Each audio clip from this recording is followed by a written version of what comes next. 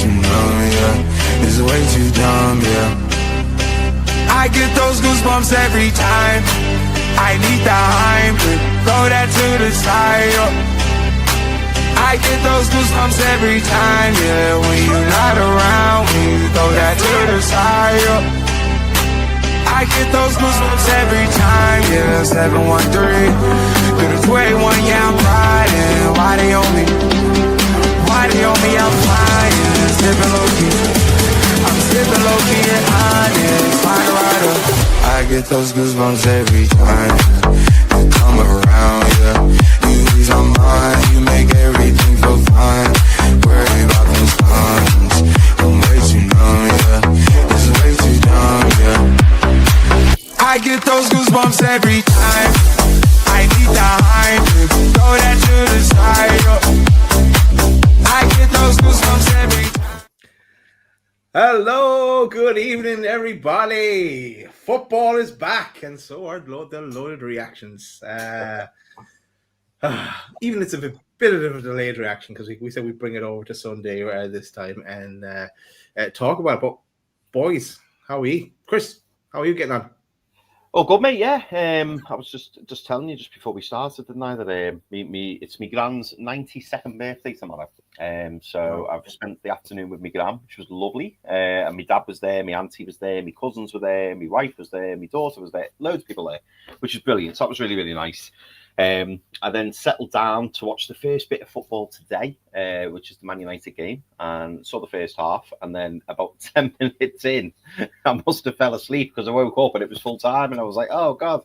So I missed all of the second half, but it turns out the score stayed exactly the same. So maybe I didn't miss too much. Maybe the sleep was well timed. Who knows? But yeah, it's been a nice day, mate, and it's capped off a nice week. It's been very sunny. Very nice weather. So yeah, I'm good. And I'm feeling positive about yesterday as well in terms of Newcastle United and the results, and more importantly the performance. That's what I really enjoyed. A lot of solidarity within that squad, which I'm sure we'll get into. But Pete, how are you doing, mate?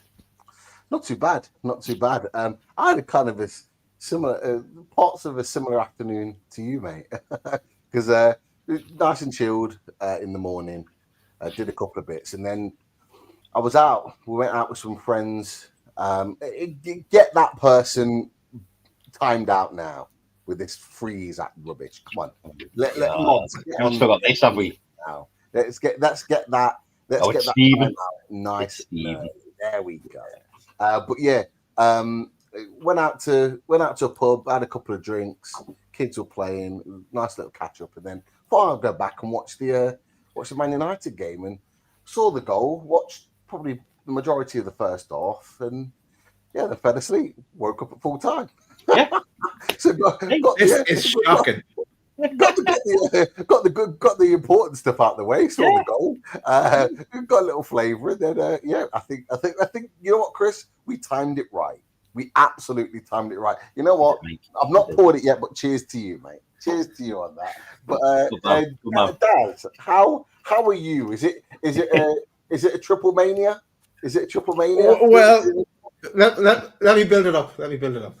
I was out. Got up. I didn't even have a shower in the morning. I was straight out to cut the lawn. Either like I have one lawn that I need to cut manually, and then another one that look the automatic lawnmower looks after the robot. But I was tidying up because I've got two lawns. Yeah, yes.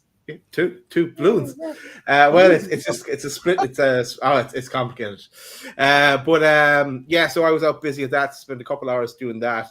Then I was having a shower and stuff. And then my wife and my little boy headed off. So I said, sat down and watched the football. And I was enjoying the Nottingham Forest game. And then Pete, you said, "Oh, Ezri scored," and of course that one was ruled out. But I started watching the Chelsea game and got into the second half there, and the hat trick. I fell asleep as well. Wow. So we've all been asleep this afternoon. Loaded snoozers. Yeah, we were well rested. 4 hour loaded. 4 hour loaded. On we go. But yeah, no, I did wake up and saw the end of that Chelsea game, And but I managed to watch all of the Man United Arsenal game. But yeah, that's it. Thanks for watching and good night. All right, let's get into it, boys. Well, first of all, actually, I want to, because I promised Bill here now in the chat, because he put in the super chat and he had some cheers very much, Bill, for the super. There we go. For the super chat. But yeah, he wanted us to mention, about his friend. He goes, Loaded. Okay, lads, any chance of a shameless plug for my mate Johnny Bambridge? He's got an art exhibition going on in Newcastle right now to the 25th of August at 7 p.m. He says it's Trinity Arts Exhibition. It's at Osborne Warehouse, 36 Lime Street, Newcastle, NE1 2PQ. If anyone in the tune has some spare time, please drop down, check out some of his amazing art. And he also says, tell him that Bill sent him that your way as well, his way. So, but cheers for that, Bill. Cheers to the super chat, and yeah, get on down, check it out. Send us a picture as well, so we know what we're actually doing here. So that would be good. So, boys, we can go two different directions here. We go straight into the Villa game, or we go talk about Ramsey. Your choice. Completely up to you. Yeah, tell you what, let's talk about Ramsey, and then we'll go into the match, because Ramsey's the latest news, isn't it? Yeah, Ramsey's the latest news, and last week you will have seen our reaction show to the signing of Ramsey. I don't know, you weren't on that one, Chris. Actually, no, I wasn't. But yeah, so we'll get your thoughts first on him, but. Yes, finally, it was done deal on Ramsey, and here he is in the Newcastle kit. He does look well in the Newcastle kit, though, doesn't he? Yeah, it looks good. Well suited. Well suited. And yeah, loads of different pictures and little interviews and stuff like that as well. Little video clips. I'm sure you guys have seen them. But and he's going to be wearing number 41. As that has been revealed. I think Adam P had number 41 at the match. So nice one, Adam, on that one. But Chris, your thoughts on Ramsey and coming to Newcastle? Yeah, do you know what? I think I was a little bit, I wouldn't say downbeat, but I wasn't overly excited by the signing. But over the coming days, I think I've grown more fond of it. Particularly because I've seen the reactions from Villa fans to the signing, because Villa fans seem quite, whilst they acknowledge that it's good money, it's a homegrown player, so obviously in PSR terms it's a fantastic bit of business for them. But they also didn't actually want to lose the player, and I'm sure Bitch probably told you that as well when you had them on, Bitch and Billy. I'd obviously done a little look at his stats. I remember Jacob Ramsey when he broke on the scene. I remember thinking, a bit like Morgan Rogers, I was like, ooh, who's he? But over the past couple of seasons, I just feel like he's, regressed maybe a little bit. He's not somebody who's been very prominent to me when I've been watching Aston Villa. But it sounds like he ticks a lot of boxes, boys, in terms of his energetic running, the fact he's like an 8x10, something like that. The fact that he travels so well with the ball, he arrives into the box, he's all action. He sounds like the perfect Eddie Howe midfielder, so it doesn't surprise me that Newcastle United have gone in for him. And I think to bring much needed energy to this midfield is great, because ultimately we know how hard this team works, and we know how intense and how high pressing we are as a team. To bring someone in who can do that, or who's going to have fresh legs, whether he comes on, whether he comes in place of somebody, maybe there's a slight injury or a suspension or something like that. To have somebody to come in and be able to do that, I think is only going to be positive for us. And ultimately, boys, as we keep saying, it's all about progression, isn't it? It's all about improving the squad as a whole. And I think he is an improvement on Sean Longstaff. So no, I'm really, really pleased with the signing. I think now I'm just looking forward to seeing him play, and also I'm looking forward to hopefully more people following him through the door. But that's kind of where I am with Jacob Ramsey. Cool. Pete, I know well you've seen the videos and what he said, but what did you make of what he was saying? And I suppose the thing that stood out for me was coming to Newcastle. He's coming to Newcastle, knowing that working with Eddie Howe, and he's talking about international football. He's making people players better and maybe even breaking into the international scene. So, what's your thoughts on what he's been saying, or with the little clips that's been put out? Yeah, I tweeted out and just said, like, for me, that's been the best introduction that I've seen this summer from a player. I thought I was really impressed, and I said, look, it was a superb introduction, and not just because of the video. The video was great, by the way. I really enjoyed the intro video of when it was announced. But the bit that I liked about it is the way in which he spoke. He spoke with so much confidence about coming to Newcastle United. He clearly understands, and if people haven't watched the video, they might not know that his girlfriend and their family are Geordies. So they're from Newcastle, and he actually talked about that very briefly. So all that does is feed me with even more confidence about this move, because he obviously clearly knows about Newcastle in the area, and he's had his sort of like introduction to that before he's even joined the club, because his family are from the area. He talks about his confidence of settling, and he talks about the fact that he knows so many in the team. So he knows that he's really good friends with Anthony Gordon. He's played with Lewis Horde, he's played with Tino, and he names checks all these guys, all the lads. He talks about Harvey Barnes, he talks about a couple of others as well in the team that he knows. And so you can't help but feel confident that he's going to settle really nicely at Newcastle United. And it's not one of them where he's been prized away. He talks about the fact that, he was ready to make this move. He was ready to make the next step in his career. And that's what you want to hear. And he obviously talks about the manager, refers to him as a gaffer, and the fact that he's made players better.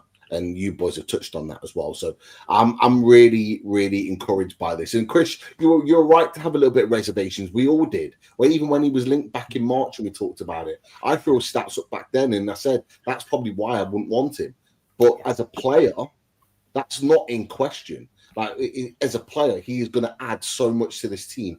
He's already, in my opinion, ahead of Joe Willett. He's already up there with fighting with Miley for that spot just behind midfield three. And he's going to be ready to hit the ground running. You can tell he wants England. He wants to be called up for England. He's 24 years old. He talks about that as a really important age in his career and that he wants to develop.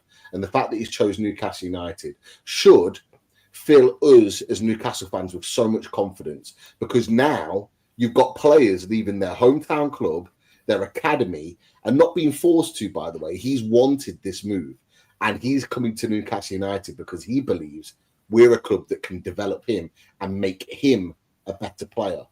Like 4 or 5 years ago, we'd have never had that. We would have never thought in years that we'd ever have that. Now we've got players at great ages, 24 years old, great age, wanting to come to Newcastle United. So I am filled with confidence. I am really happy with what I've heard so far. Of course, he's got to do it on the pitch, but he's given me no reason to think that he's not going to be chomping at the bit come Monday night, next Monday, for that massive game against Liverpool. Yes, definitely. And people in the chat who are slagging us off about having sleep, if we want to have a sleep, we'll have a sleep. Right? So, there's nothing wrong with having a little kip. I might need to pick your brains actually. I need to find a little mantle in this new room for that trophy to be held. I need to find a what is it? Place of pride or pride of place. Pride of place. That's you have to get one of those little shelves, Pete. Ones that like slot into a corner and just put it in the corner of the room. It's just there. You're giving no ideas now. Well, and welcome as well to Davy's Den. It's his debut on Loaded tonight, Davy's Den. So how's it looking, Pete? I'm going to be moving things around. So if I kick off for a second during the show, I'll just be moving things. But I've got football on the screen just here. I'm with you boys. I've got the brandy on Sunday evening right next to me. Oh, this sofa is so comfortable. I'm just living the dream, man. Just living the dream. Well, don't fall asleep. That's the main thing. Right. Let's go. Let's get into this game, boys, and let's review it. So this was the team news. We had Popey in goal. We had Trips and Tino on the wing backs. We had Char and Byrne, Tonali, Bruno, J7, Elanga, Barnes, and Gordon. And our subs looked really, really good as well. Ramsdale, Hall, Botman, Chow, Kraft, Asula, Murphy, Sung So, and Miley. But boys, what did you make? And this is the Villa squad as well for anyone that's interested there as well. But what did you make of Eddie's selection?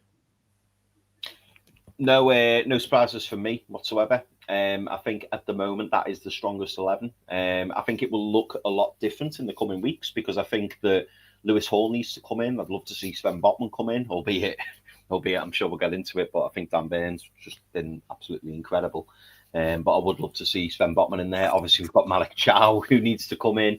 A new striker needs to come in. But for right now, at this moment, taking everything into account, such as fitness and people not maybe getting as much minutes, that is the exact 11 that I was expecting. And I think Eddie Howe called it right. But you're right, Daz, to highlight the bench. Already you can see quite an upgrade on the bench. When you're looking at the likes of Botman and Hall and Chow, and don't forget next week, boys, will be able to add Jacob Ramsey to that as well. All of a sudden you're looking at the bench and you're going, that's not bad. There's just one thing that's missing for me, and I'm sure it's missing for all you boys as well. It's the addition of two strikers. It's having a striker in the number 9 position on the pitch, and also a striker on the bench who you feel confident can come on, and perhaps turn the game. But other than that, I think it's looking, and it's great, to see Adam Ramsdale on the bench. That's a significant upgrade. So even if Pope was to go off or something happens, to Nick Pope, you've got Adam Ramsdale coming in, who's more than capable. And again, as I mentioned earlier, it wouldn't surprise me if Adam Ramsdale eventually ousted Nick Pope from the number 1 spot. But all positive for me. All positive. I was pleased with the start 11. Would you have changed that, Pete, with the starting 11 from? Well, we went through it on away days, I suppose. In the end, we were talking about 5 at the back, and we put Ramsdale in goal as well. But what did you make of it, I suppose? Well, the team that we both thought it would be was the team that it actually was. So we were right. We were just kind of playing around with it, weren't we? We were just using it. Just little tweaks. What if they do this, or what if they do that? And I do believe that the 5 at the back, or the 3 at the back, should we say, that we kind of used as an alternative. I do think they'll play that at some point in the next few weeks. I wouldn't be surprised if there's a formation change Monday for when we play Liverpool, and just set up some way different. But yeah, the team that started, we kind of expected it. We knew that Pope was going to start. We knew that that Dan Burn and Fabian Schär were going to start at the back. We knew that Anthony Gordon was going to start in the middle. So they were really the areas of kind of question mark. We knew that Lewis Hall wasn't quite ready to start games because he started his preseason matches later than everyone else. And we're doing that right, by the way. We want him to make sure that he's given the full time to get back up to speed before we just throw him back in. We don't need to throw him back in early. We've got Tino Livramento that can cover there. So no issues from that. What I did take from the Aston Villa is Aston Villa have got a strong 11. But what I did take from Aston Villa is particularly their bench. Their bench doesn't look particularly strong. And normally you'd see a lot of sort of like star-studded names on the bench. But if you look at who they've got, they've got Matson and Torres, who were centre-backs and a left-back. You're looking at you got Donnell Mallon, who did come on, didn't really do anything. Buendia.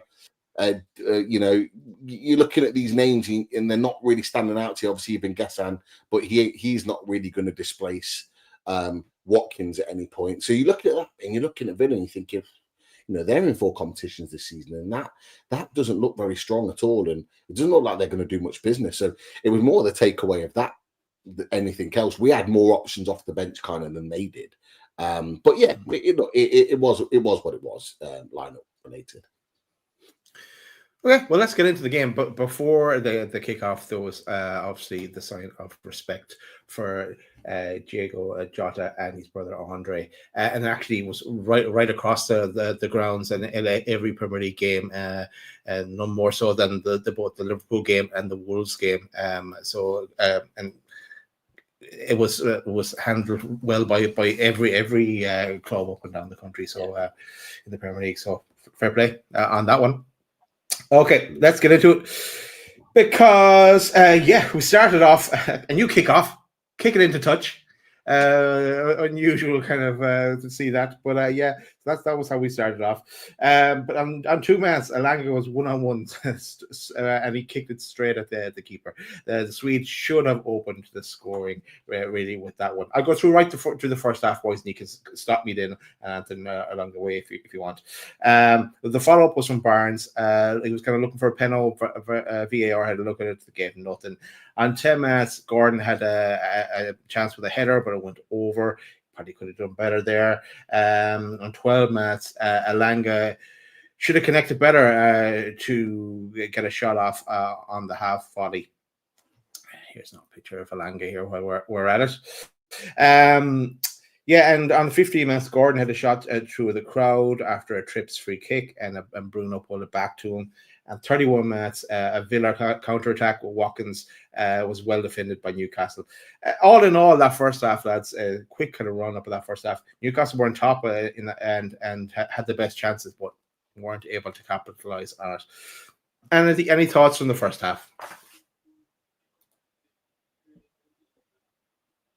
You're on mute, Chris. Sorry, boys. Sorry. I'll tell I've been asleep this afternoon. So for me, I was really pleased with the first half. I thought we were in control. I was deeply upset over the Anthony Elanga finish because I thought he should have buried it, and it would have been great for him. Would have been great for him had he finished. I mean, obviously he got it on target, but I just feel like he should have got the shot off quicker. He gave the keeper opportunity to close the angle. But I think if that was 4 or 5 games in and he'd built his confidence and stuff like that, I think he'd have buried it. But I think maybe he just thought about it a little bit too much. So that was disappointing because I think if we'd have scored very, very early on, we could have gone in 2 or 3 up at half time because I thought we played really, really well. Notable things for me in that first half. Dan Burn won everything in the air. Absolutely everything. Villa were playing long ball, constantly going long ball, and Dan Burn was winning everything. Sandro Tonali felt like he was covering every blade of grass. He was absolutely everywhere in that midfield. But yeah, I was pleased because I'll be honest, boys, going into this game, and obviously I didn't do away days with you lads, did I?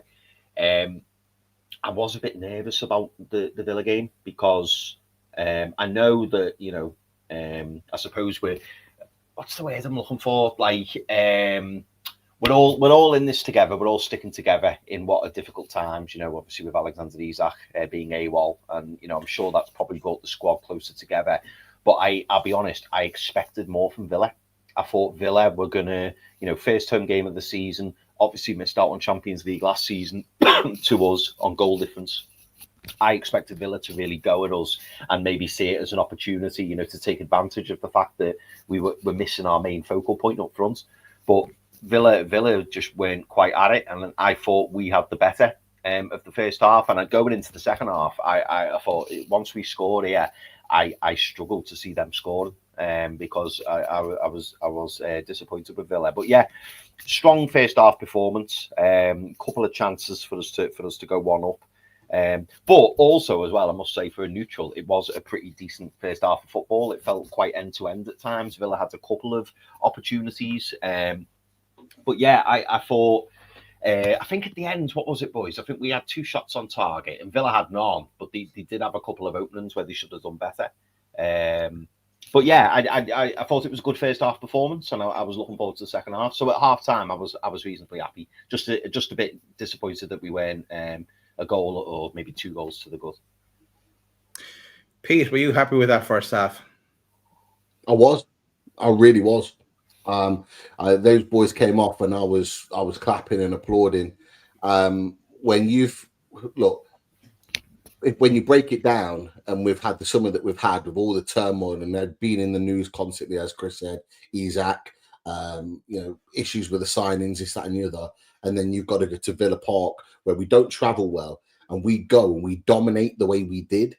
They had no shots on target, nothing. There was 0-0-0 in all their stats, and I think we had 8 shots at goal, during that first half. Like we dominated them. We were the way by far and above the better team, and that's what impressed me the most, Chris.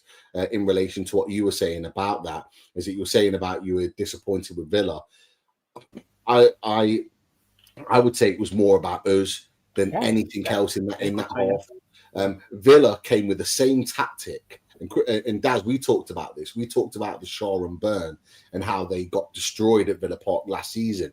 That was what I was worried about going into that game. And they just adopted the same tactic, ball into the channels, Ollie Watkins running onto it, but they hadn't anticipated that Newcastle United were going to be ready for it. Not just ready for it, but evolve in the way in which we set up our team. They did not get in at all. There was a couple of times where Ollie Watkins was trying to get out wide. Dan Burn was making big challenges. There was Trippier making big challenges. There was Tino cutting things out. We literally cut out their only threat into those channels in that first half. And that's why they didn't create anything, because we'd learned from our last experience there and gone, right, we cannot let that happen again. And fair play to Shaw and Burn, they locked Watkins and Rodgers down 100%.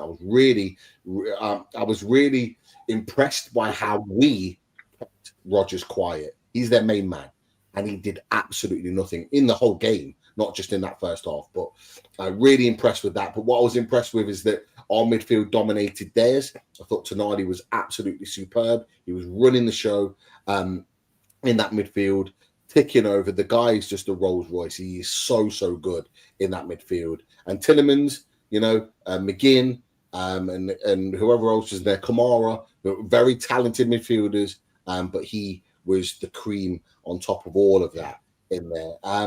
And I was pleased with the link up with Gordon and Elanga. You talked about the Elanga chance. If that's, I was with my mates. We were out and about in Notts. I was watching the game, and one of my mates turned to me and he was like, "If that was 10 minutes later, he'd have buried that. He would have finished it." Almost like it just came. That chance just came just a little bit too early in the game. I just keep watching it back and I'm like, why didn't you square it? The angle wasn't right for him. But Gordon's there with a tap in. And you can see Gordon screaming as well. So it's not like he wasn't aware. He squares that and Gordon's got a tap in. It's like, oh my God. But it was great play. And it showed our threat, and it showed Elanga's threat on the counter off the back of that. So, yeah, there was lots to be pleased about in the first half. But the one thing I kept saying at half time is that we cannot let this domination go to waste, in terms of we don't want Villa to just go and score in the second half and it's all for nothing. We couldn't allow that to happen. And we just didn't need that to happen at half time. So that was my overriding thought there. No. Let's move on, boys. Let's get into that second half because no changes in the second half. 46 minutes. Kamara had a header saved by Popey.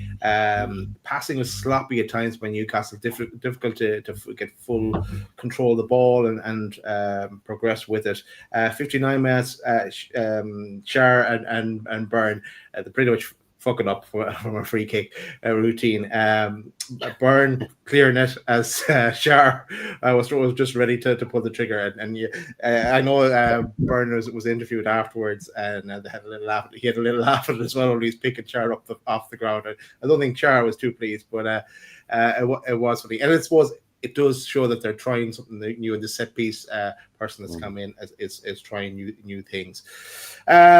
Newcastle seem to be kind of more sitting back in that second half, as the pace from the first half wasn't as present. I suppose Villa were trying to get more into it as well. 64 minutes, Watkins had a shot straight at Popey. On 65 minutes, though, this happened. Konsa, red card, because Elanga with a great through ball for Gordon to run onto. Konsa pulled Gordon back. Had to be a red. Gordon was in on goal, the one-on-one with the keeper, if he hadn't done so. Correct choice, boys, on that one? Oh, it was Stonewall. Absolute Stonewall. I'm surprised. I'm surprised that Konsa was complaining so much about it, because it was a blatant red. And you know what? It was funny because as soon as he'd done it, I didn't actually think, and maybe this is me being harsh, I didn't actually feel like it was going to be a goal. But obviously, it had to be a red card because he was through. But I'm just not 100% sure he would have scored because the angle, he was moving slightly away from the centre, and I was thinking if he carries on in that way and the keeper had come out in a certain angle, it would have been a very, very difficult chance to get away. But from Gordon. But yeah, absolute red card. And it was at that point, boys, I started getting excited because I thought this is where we capitalise. This is where we really take advantage. But what did you think, Pete? What was it like? Well, I'm going to ask Pete this question. Take on what you're saying. If you had a choice of the way the ball was going there, Gordon 1-on-1 or the red card, what would you have taken? Well, you know me. I've mentioned this before about Gordon and his one-on-ones. He's not great. He's missed a lot of one-on-ones for Newcastle United since he signed. I think the only one that he has scored is against Liverpool. I don't know if you remember last season when Trent made the mistake. Yes, was it last season? Might be the season before actually. But yeah, when Nunes got the 2, it was Gordon who put us 1 up. Yeah, that was that was 2 seasons ago. I think it was 2 seasons ago. 2 seasons ago. So yeah, so like. He's not great on one-on-ones. Yeah, I think it was. Yeah, last season. Yeah. Because it's when we had Champions League. Yeah. You've been that long asleep, Chris. So I've never been 100% confident on it with one-on-one. But of course, I would have wanted him in hindsight now to have the one-on-one because it would have been a direct chance to score because Konsa was not catching him. Gordon's electric quick. Great run, by the way. Brilliant run from the outside in. Nice bent run. Lovely ball by Elanga. Superb ball. Like that's why I said earlier, their connection and their kind of like chemistry is already building in the team, which is filling me with confidence. But great run. Through on goal, stonewall red card. It made me laugh. I was just there, sitting there, laughing my head off because Konsa's like, "What? I was get off the pitch, man." Bruno's just I love Bruno as well. Bruno sprints over and just stand there, hands up, and then starts clapping. He starts clapping, and he's like, "Get him off the pitch, get him off." I love it. But yeah, absolute stonewall for me. Any different for you, Daz? Do you think it was? No, it was a definite red card. I was shouting at the telly as well. Send him off. You know, it had to be. There was no debating it whatsoever. So, and I was there like you, Chris. I was saying, yeah, here we go now. We're definitely going to get more of a chance to score, and we should potentially score. Actually, smash those like people, like Giniestas was saying there as well. Smash those that like button as well. Moving on, the resulting set piece was creative, but nothing comes of it. Again, Newcastle start to apply the pressure, being a man up. On 72 minutes, Barnes has a volley blocked by Cash. Great block by Cash, actually. 77 minutes, here comes the subs. Jacob Murphy comes on, Elanga comes off. And then 83 minutes, Lewis Miley comes on, J7 comes off. He had a yellow card at this stage, J7. I don't think anyone's surprised to see J7 get a yellow card. Popey then saved on the 87th minute from Malin. Gordon Barnes then did the old switcheroo. Barnes didn't have the greatest day. I found myself, but then 89 minutes, so Barnes comes off, Sulu comes on. You're hoping for a miracle. And I was thinking, hopefully we can say W's in the chat, but no, it wasn't to be. Gordon the shot from distance, but an easy save from the keeper. Full time, 0-0. Not a bad opening day, especially as you said, Pete, with all the turmoil that's going on and still going on. Away from home at Villa Park, where we got smashed last season. So a lot of positives to be taken for it, and a lot of the chemistry is good with the squad. They're kind of even the post match as well. They're really looking forward to. Burns said it, Gordon said it. They're really looking forward to that Liverpool game as well. But Anthony, lads, on that second half in general, you want to comment on or the result? Yeah, the second half. By the way, the words I was trying to think of before was solidarity. And I think we'll touch on that when we talk about the post-match press conferences with Gordon, Byrne, and Eddie Howe as well. But yeah, there was a lot of solidarity out there, and do you know what? The thing I took away from it was how close, how tight knit this squad are.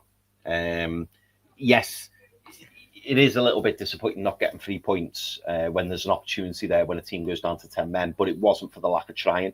I thought the players give their all. You know, there was a couple of opportunities where, you know, we could have capitalised, could have ended up, you know, going on and getting the 3 points. However, you know, it wasn't through lack of effort.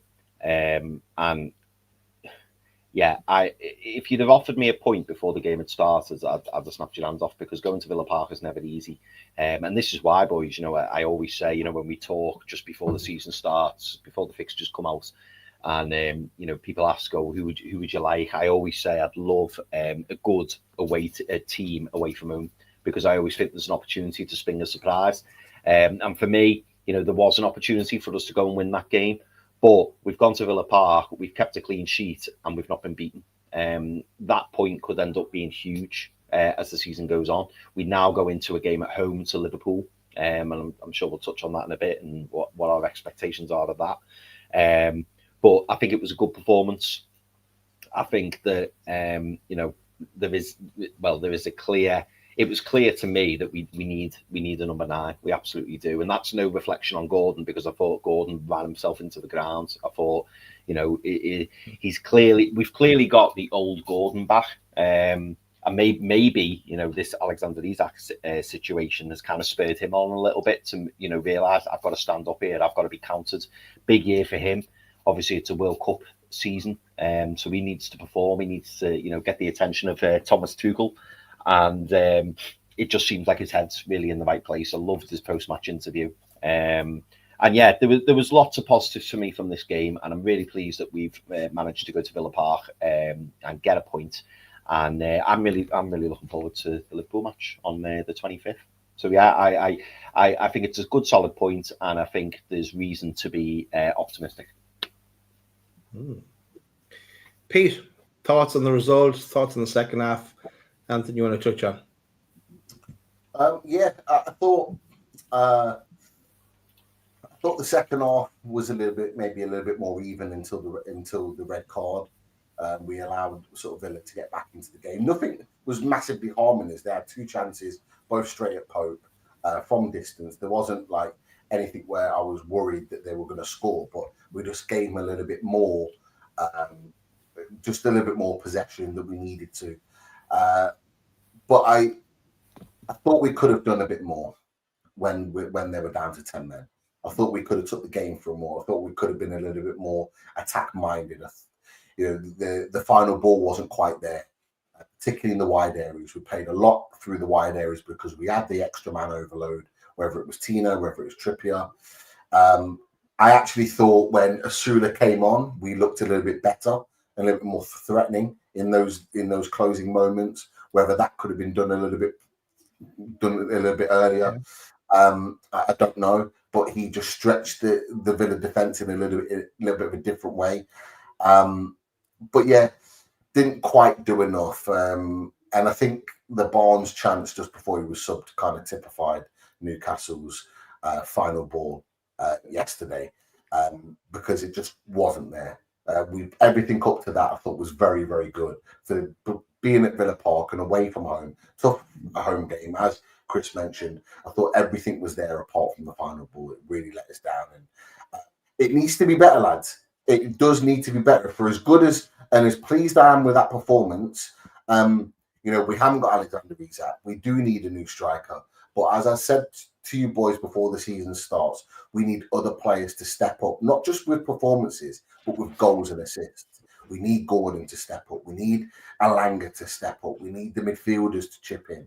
We need goals from all over the pitch, because what last season proved is that we were very much reliant on Alexander Isak, and we, as you can see now of what's happened this summer, we can't afford to go through and down that same road again. We need everyone chipping in, scoring goals and affecting games, and that was what wasn't evident in that game. But on the flip side to that, boys, I will say we showed heart, we showed desire. What we showed is togetherness. We were absolutely united in our performance yesterday, and I was really, really pleased to see that.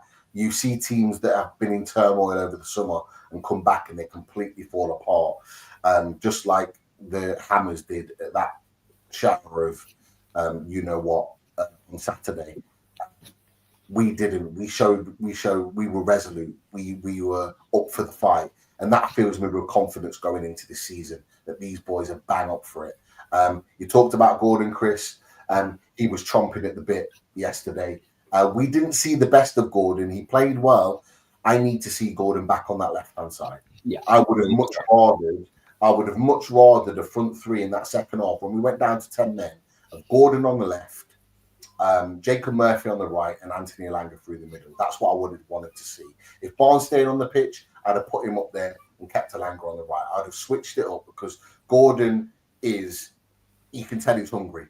You can tell we've got the Gordon back from a couple of years ago, playing in his best position and letting him lead by example on that side of the pitch. So for me, and I'm giving my part of my team away for next Monday, he has to be on the left-hand side, regardless of what happens. We have to play him in his best position because he is going to be potentially the catalyst for us having a really good season again.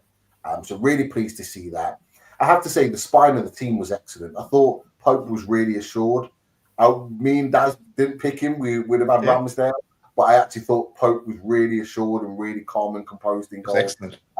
He played really, really well. So fair play to him. I thought Byrne and Shaw were both equally outstanding. You'd probably give it to Byrne more than Shaw just because of how dominant he was in that possession. Sandro Tonali, I thought, was excellent. Bruno's had a great preseason. I didn't think he was quite at it yesterday. I didn't think Joe Linton was at it either. I think he looked like he lacked fitness. And then Gordon down the middle, I thought was very good. What I did see, boys, is that we were by far fitter and stronger than Aston Villa over the course of that 90 minutes. Yeah. For the fact that we didn't have the best of pre-seasons, it definitely told that our fitness levels are above many others because we were a lot fitter than them. The extra running, the extra tracking back. Gordon was tracking back 30 yards to win the ball. Dan Burn doing the same. Tonali doing the same. Like these boys, we're okay. We're okay. Just need to get those signings in. One or two strikers, wherever it may be, to kind of put the cherry on top for a good transfer window in terms of players coming in. We're not far away, lads. So good performance. Fills us with confidence going into next week. There are definitely pockets that we can expose to that Liverpool team. Let's take it to them. Let's take it to them. That's what I say. For me, I thought the defense was excellent. Kind of echoing what you said, Pete. But Pope was class, and I was surprised how good he was. It's up to his level as well with Ramsey coming in, and that's what you want. You want that those competing with each other. Byrne was exceptional. Char, I know he got the man of the match from Ali McCoy for those crossfield balls, no, absolutely excellent. The only bad thing he did was block off Char with that because with the volley he was coming in with that free kick. But yeah, the midfield was very good, and someone mentioned fantasy football there as well. I've Gordon in my fantasy football team because you could see how hungry he was in pre-season. So he's going to have a good upcoming good few weeks and hopefully a good season for us. And did I see as well someone put in that you have 2 Sunderland players in your team, Chris? Are we allowed to do that? Yeah, do you know what? It's I need to explain myself here. What? It was very tactical, and the reason being, anyone who's noticed, I've used my bench boost in the first week, and the reason that I have 2 Sunderland players in my team is because I had a feeling that Sunderland were going to wipe the floor with West Ham. I was confident of it because I knew that West Ham would struggle, and I couldn't believe that West Ham were the favourites going into that game. The bookies had them as the favourites. Could not believe it because Sunderland's first game back in the top flight for a very long time. They've made some decent signings, to be fair to them, and yeah, I had a feeling that West Ham would roll over for them, and lo and behold, they did. But they won't be in my team very long, so don't worry about that. Well, here are the results from the games. I know it's hard to see it here, but Liverpool had a good win. That was a great game, actually, to watch. Bournemouth came back into that. And, of course, the Semenyo incident as well, which was absolute disgrace on what was a brilliant night for Liverpool and a great reception for Diego Jota and his brother Andre. But, yeah, to ruin it with that was just ridiculous. But, yeah, that's the overall result. Spurs had a good win against Burnley. As you said, Sunderland had a good win against West Ham. Man City has steamrolled Wolves. And then the games today that we talked about, Arsenal got their win against Man United. Man United are not as bad as last season. You can see them being improving. All right, so we'll see how it plays out. That's it for the review side of the show. Oh. No, I'm on about that comment there, saying I hate to say it, but the Mackhams are going to stay. Nah, please no, not on our watch. But to lead us into some transfer talk, just want to play this little video first at the end of the game.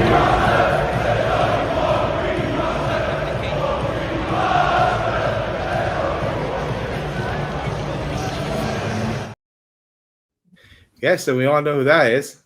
But good news, lads. Good news. The BMX is sold, but there's a price on the rat.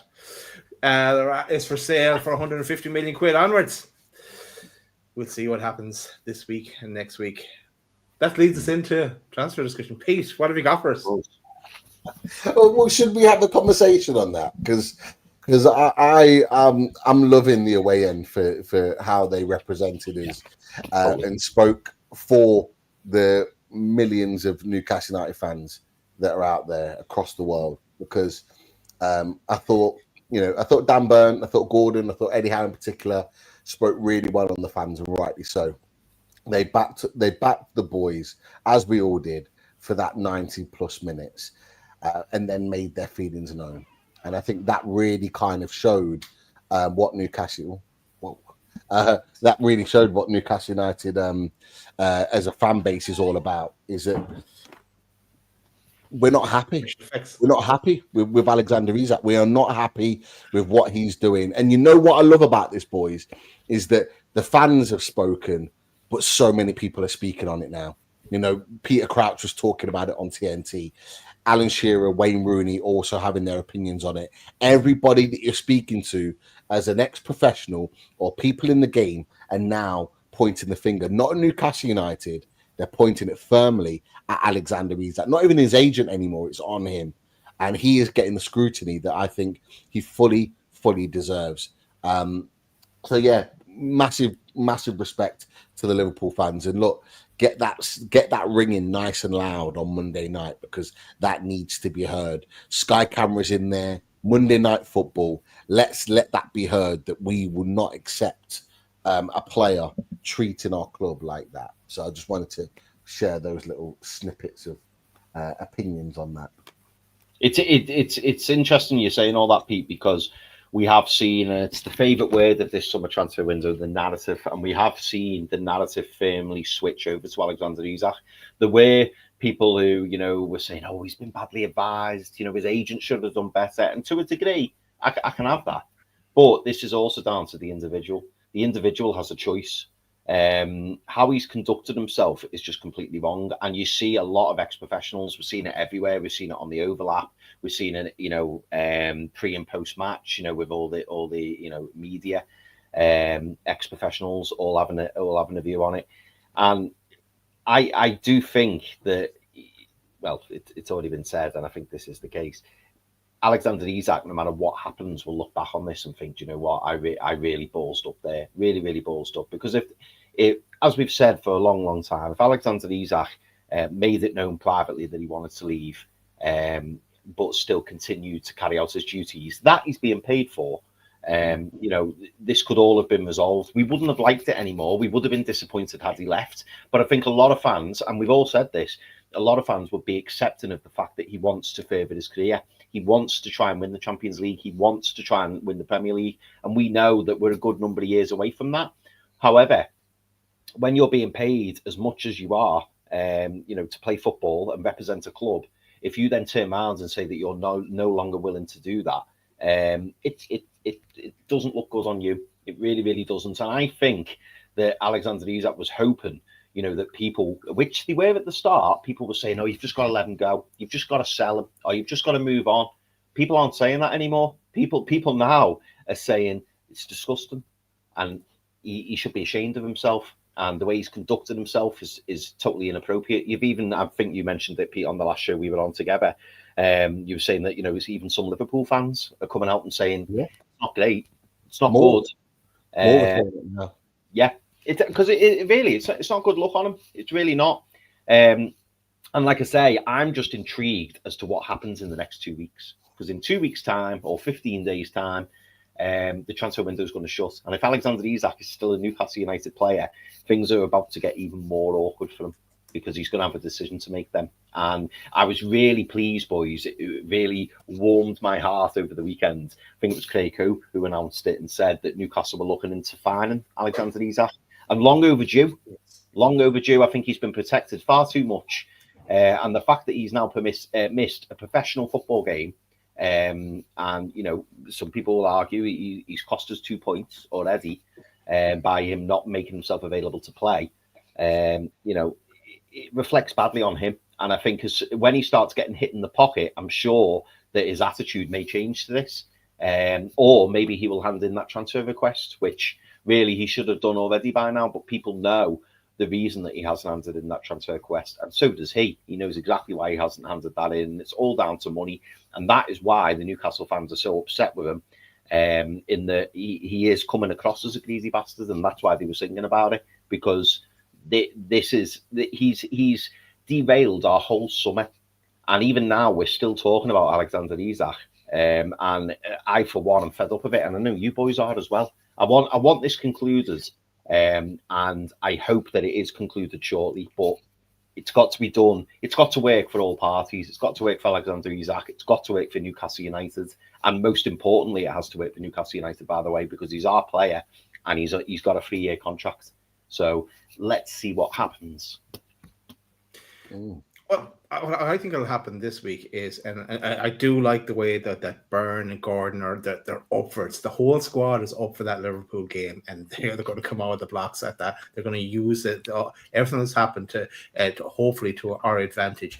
I think Liverpool are going to hit back this week with a second low ball bid. And respect goes out the window. Again, and just to use it to kind of disrupt things again and change the narrative back towards putting something in front of Newcastle again. But we will see how it plays out. I was going to say, Daz, just on that I do think there'll be movement this week. I can't see this going to the wire in terms of this deal. Because it's such a potential big deal and there's so much that Newcastle have to do in order to sanction this deal, I just can't see it going to the wire. So I do think this week will be, I'm not saying it'll be conclusive in terms of a deal will be done, but I think there'll be movement either way. It will either be that it's looking like it's going to get done because we've done our bit by maybe securing a player, a high-end striker, or it'll be that nothing happens and there's a change in stance. There has to be. His reputation, lads, is being dragged, quite rightly, by the way. It's been dragged through the mud, and not just by Newcastle, but by Newcastle fans. His reputation now is being dragged through the mud by his own professional people, and the fact that the players are now giving their own opinions on this situation, and almost, very, very tentatively, but talking about it, tells us that they're not happy either. How can they be? He's disrupted their preparations for their season. The whole team. He's got so much to come back from in this situation. And you know what? I'm doubling down on it. I want to see it. I want to see him walk into St. James's Park and out onto that pitch and feel the wrath of the Newcastle United fans. I want to see that because I need him to know that what he's done is absolutely out of order and absolutely unprofessional. And that's another word that's being used. It is unprofessional that he's doing. And you're right, Chris. He will be, from what Craig Hope said, he's missed a professional game of football. So he will now get a fine off the back of that, and will continue to get a fine for every game that he misses moving forward. And it should absolutely happen, because it is not right. It really isn't. Like, we've used examples of other players. Even Rooney used examples of different things. Harry Kane refused to turn back up for preseason training, but he still went back and trained, and he still went and played. This has gone way beyond any one of these players in terms of how an individual has acted.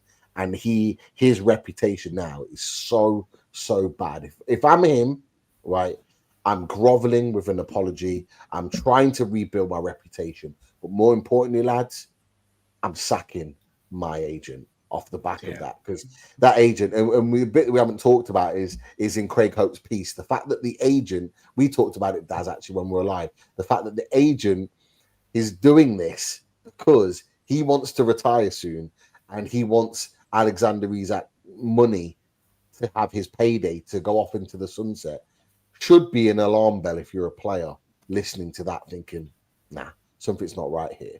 So he's going to ruin his reputation, swan off into the sunset, and Alexander Isak's going to have to employ a new agent and have to rebuild that reputation, and it might not get rebuilt. Like, it's an absolutely, it's a brain dead move from Alexander Isak, and I can't understand, for someone that seems so highly intelligent, that he's made so many bad mistakes, one after the other over the last month. It absolutely baffles me. Can I ask you, boys, a question? Because I was thinking about this. Going into this game, we know the atmosphere is going to be red hot. It's going to be red hot. Newcastle fans, I think, are going to make the feelings very, very, very clear at St James's Park, and I'm here for it. I'm absolutely here for it. If I'm a Liverpool owner, or I'm the Liverpool board, or I'm Arne Slot, we've heard rumours, haven't we, boys, in the last week, maybe 2 weeks, that, you know, this Alexander Isak deal could see a conclusion following the Newcastle Liverpool game. If I'm a Liverpool owner, manager, whatever, am I going in for Alexander Isak? Am I putting a bid in for Alexander Isak on the build up to this game? Now, some people are saying that Liverpool will do it, you know, to cause a bit of disruption and, you know, to make things awkward. But I'll be honest, to me, I don't think it does cause any confusion or awkwardness, because I see it as Alexander Isak at the moment is over there. Alexander Isak's not part of this squad. Alexander Isak isn't training. Alexander Isak's not in the team. I just wonder whether Liverpool, and this is the way I see it, if Liverpool were to sign Alexander Isak on Wednesday, is that not just going to pump the atmosphere up 10 notches on Monday? Is that not going to make Newcastle fans even more angry or even more pumped up, and the players knowing that Alexander Isak is in that Liverpool training kit? I don't think he'll come on the pitch, but he's part of that squad. Is that not just going to egg the Newcastle players up that extra 10%, knowing that Alexander Isak has then made his move? I just think, for me personally, I think it would be a big mistake for Liverpool to make a bid for Alexander Isak, because I think it will just crank up the volume. It will crank up the bitterness, the anger. I think that will just play into our hands 110%. It wouldn't surprise me if Liverpool were just quiet this whole week, get the game out the way, and then once the game's happened, then move for Alexander Isak. But what do you boys think about that? If I wanted to do that, right? If I was Liverpool and I wanted to do that, I would wait till towards the end of the week, knowing that, and they'd come out a low ball bid again that won't be like 115 or something like that, knowing that that's not going to be accepted, just to tweak it up a bit. So I think, yeah, the fans, the players, everyone is pretty much annoyed with Liverpool as it stands. So tweaking it up a little bit more is not going to make that much of a difference, I guess. But I don't think they'll be coming in with the 150, Chris, on Monday morning. Let's say that's not going to happen. So and that would have to happen. That would have to happen for them to have him by Wednesday or whatever, like that. Like, so it's still going to take time, as Kevin Pete was saying. The deal might, if they do come in with Anthony, it wouldn't be done this week. It will drag on into next week. It won't be done before the Liverpool game, if it's happening. So, Pete, just to get your thoughts on it, do you think? I agree with what Daz is saying. By the way, Liverpool aren't just going to come in with 150. It's very unlikely, but I wonder whether there'll be, a 120 and then they try and buy it, to try and get the deal done or to cause a little bit. But do you think as well, are you at the same mindset, Pete, that perhaps it wouldn't cause as much furore or as much, awkwardness as maybe people are making out? Because Newcastle have firmly parked Alexander Isak in the corner of the room. Like, Alexander Isak is not part of this squad at present. And even if a bid was to come in, it'd just be like, no.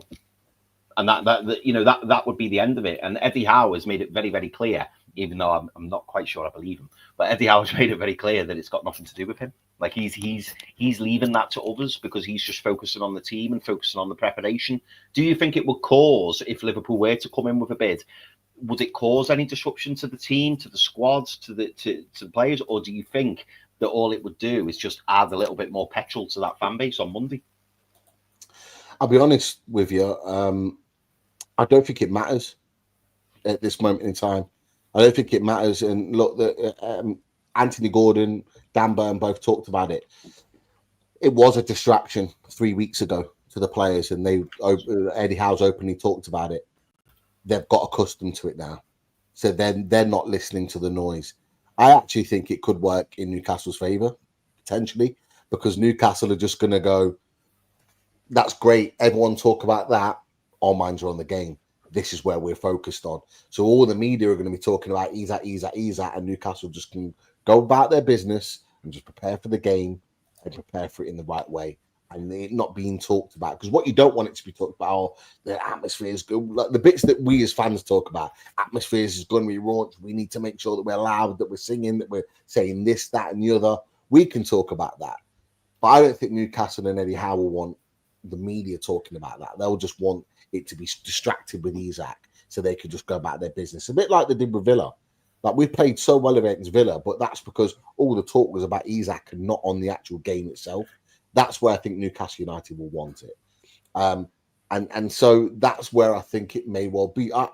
Don't be surprised, lads, between now and Thursday or Friday, if we get a mini update or something happens with the Isak situation. Not anything that gets a deal done, but just something just to keep it in the media. Like your Fabs and your David Ornsteins and all the rest of it. They're going to want to keep this Isak narrative in there because it generates money, generates interest. They'll put something out there. It might be something small, but we'll hear something over the next week. Absolutely. But is it going to change the players' preparations? Absolutely not. Is it going to change Eddie Howe's preparations? Absolutely not. If I'm Liverpool, and I think it's already been talked about in some circles, Liverpool fans are worried about coming to St. James's Park on Monday. They are absolutely worried about it. I spoke to Liverpool fans that have said exactly the same. I was with one all day yesterday, and he is not looking forward to Liverpool coming there because we always give them a game, and we didn't need any added fuel to that game on Monday. And now literally a whole tank of petrol has just been poured all over it. Yeah. And this is a game that we're going to be bang up for. Not to mention we're adding Jacob Ramsey to the squad. Not to mention, fingers crossed, there could be a potential striker added to that squad between now and next Monday. So all of that is a positive there, and all of that fits into potentially our favour in getting something. And let's be honest, boys, if there was ever a time to beat Liverpool in the league for the first time under Eddie Howe, it is Monday night. It really, really is Monday night. And it would be absolutely chef's kiss if we could do that. Absolutely. Can we agree now, boys? We are going live on I know, Chris, I don't know where you were going to be actually. But yeah, we're going to try and go live. Maybe I'm wondering if we get that win. We'll see when we do that reaction show. Let's talk on that. But Pete, talk to us about some transfer stuff. Forget about Isak. Let's talk about our own dealings. Absolutely. There's been a couple of bits of noise going on just recently. So just before the weekend's game, there was some news from Craig Hope.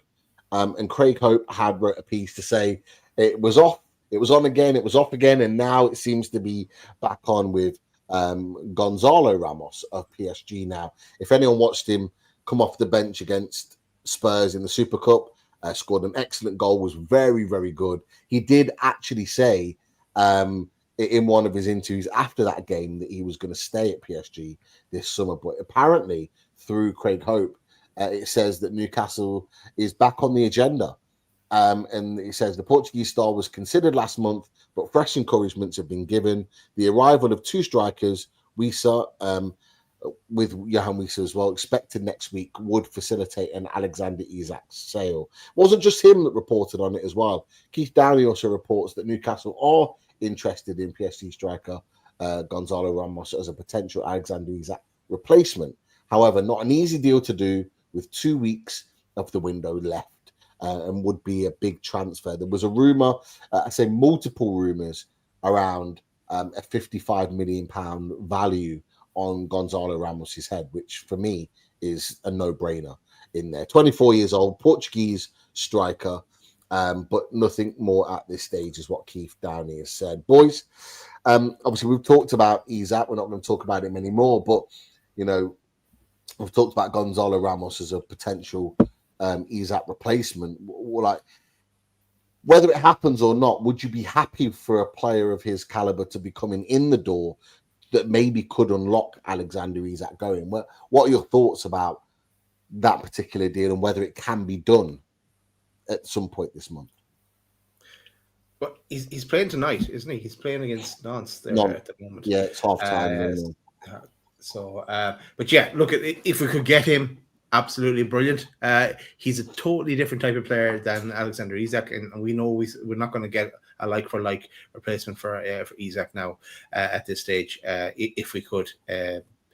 Anyway, but yeah, I'd be delighted if we could get him. He seems to be more kind of a forward striker that's kind of gets most of his goals from within the box, and close to the keeper, nipping in, getting a goal that way. So yeah, but be delighted if we could get him for 55 million. Yeah, bring him home. And whatever wages he may command as well. He coming from PSG. You imagine he's in decent wages. So we talked about him a lot before he went to PSG when he was at Benfica, and then he also went on and scored 4 for Portugal in the game, remember as well. But yeah, I did see him coming on and scoring against Spurs in that cup game as well. But let's see. I think we need 2 though. If he's one of them, bring him on. Chris, your thoughts on Gonzalo Ramos? Obviously, we've just talked about the fact that the window isn't there's not long left. 2 weeks before it shuts? Do you think a deal of that sort of magnitude, talk about 55 million potential value on Gonzalo Ramos's head, do you think that's something that could be done in that time frame? Yeah, I mean, I was pleased, you know, when they were talking about encouragement, when they were saying that they've received encouragement for it. For me, Gonzalo Ramos is more than worth the 55 million. I mean, we've seen some outlandish prices this summer, haven't we? Some really, really bad ones, none more so than Nicholas Jackson for 80 million. I think if you can prize Gonzalo Ramos away from PSG for 55 million, given his age, given his experience, both, you know, domestically and internationally, you know, I think it'd be a great signing. And you described him really well, Pete, when we were last speaking, saying that he's a traditional box striker, and that's exactly what he is. He's not somebody who's going to, you know, drop too deep or, you know, find space in the wide areas. He's there in the box. He's a fox in the box, to use an old expression. And you know what, with the players that we've got and the wingers, that's exactly what we need. That's exactly what they need. The ball hanger. Ball, yeah, just get the ball into the box to him, and you know, he knows where to stand, he knows where to make runs, and as we've seen, you know, he is a player who can come on and have an impact. So for us to be able to start him week in, week out, which is hopefully what he desires, you know, to be that main guy, that main striker. He played, I believe, second study to Darwin Núñez at Benfica, then obviously got to move to PSG. And now seemingly, you know, he's playing second fiddle to the likes of Ousmane Dembele. So for him to come in and be the number 9 for Newcastle United, who knows? Maybe he does fancy coming to the Premier League and trying to light it up. And I, for one, for 55 million, I think it'd be a great sign. And if we were to sign, boys, Gonzalo Ramos and Johan Vissa, then you look back on the transfer window, and who knows, there may be another player, who knows. But even if you look and you say, with Malik Chow, Adam Ramsdale, Jacob Ramsey, who else have we signed? Who am I missing? There's a fourth one, isn't there? Elanga. Ramsdale, Malik Chow. Yeah. And then you look at that, and then you bring four, and then you bring in Gonzalo Ramos and Johan Vissa. You're looking and you're going, do you know what? It's actually been a really good window, We've missed out on a lot of top targets. That has been disappointing. Hopefully, there's been lessons learned from that. But if you finish the window with those players, which have improved the squad from last season, you've got a really tight-knit group as it is, and also potentially you could have a nice little war chest for future transfer windows. If a certain someone leaves, then it can only be positive. It can only be positive going into this current season and looking at future transfer windows, because we know that there's scope to be able to spend. We know that we've got the opportunity to kick on, I think I've said, haven't I? Anything over 130 million can potentially, for Alexander Isak, can potentially unlock 400 million plus in transfers. And for us boys, over the next few windows, that's absolutely massive. So to get someone like Gonzalo Ramos in and Johan Vissa, and potentially another player, that would represent a really good transfer window for me. Gonzalo Ramos wins us the game yesterday. Yeah, because the chances that we so had in the second half, but yeah, Wisa as well. But just having that knack of both of those players, both have a knack of arriving in the box at the right time. And some of the balls you played across the box, there was just a lack of a striker's instinct there that wasn't able to get on the end of it. And both Wisa and Ramos, if either one of them were signed, would be there to put the ball in the net. Ramos even more so, because he is a box striker. I did have a chat with Lee about it, because I sent Lee the link to Craig Hope's piece about Gonzalo Ramos. Like he would he doesn't want him to leave, by the way. Obviously, he's a PSG fan. He doesn't want him to leave because he absolutely loves it. He loves him. Even though he comes off the bench and he doesn't play all the time, he loves Gonzalo Ramos. But he said to me, and no doubt, look, if that was firmed up, he'd come on to have a chat with us. But he did say if you wanted him to go anywhere, it would be to Newcastle, because not just because he loves Newcastle as well, and he respects the club, and he knows that we support him, we support Newcastle. So like he'd love him to go there. But he also says he's the perfect fit for Newcastle United, and he would bag a shed load of goals. You look at Gordon and Elanga and the way in which we play. We've got electric pace in that front area. We get a lot of balls into the box. He's deceptively good in the air, is Gonzalo Ramos. All of those factors means that he's got everything built for him to score a hatful of goals. And that's coming from him. Like, he's looked at that situation, looked at the way in which we set up and gone, that's actually a real perfect fit for him. So he's really encouraged by that, although he doesn't want him to leave, but he'd be encouraged knowing that he's going to the right place to be able to kick on his career. So for me, I would love it. I would love it. It all hinges on whether we get the right money for our player going out to ensure that we get the player coming in. I think that's crucial in all of this. But I'm not against Gonzalo Ramos and Johan Wisa being our strike force going into this season. I think there's plenty of goals there in those two. That's for sure. That could cover the amount of goals that one player in Isak would score. I think they cover it perfectly. I see the chatters there are talking about sending Isak the other way, and I know we off air at least we talked a bit about that, and I know you had discussions with Lee about it, Pete. But there's nothing like that yet. I suppose we haven't heard anything else about Ramos after Craig Hope's article. So I suppose let's see how it plays out this week as well. Absolutely. There's other noises in here. Obviously, we heard that Dango Atara, a deal was agreed with Bournemouth to go to Brentford.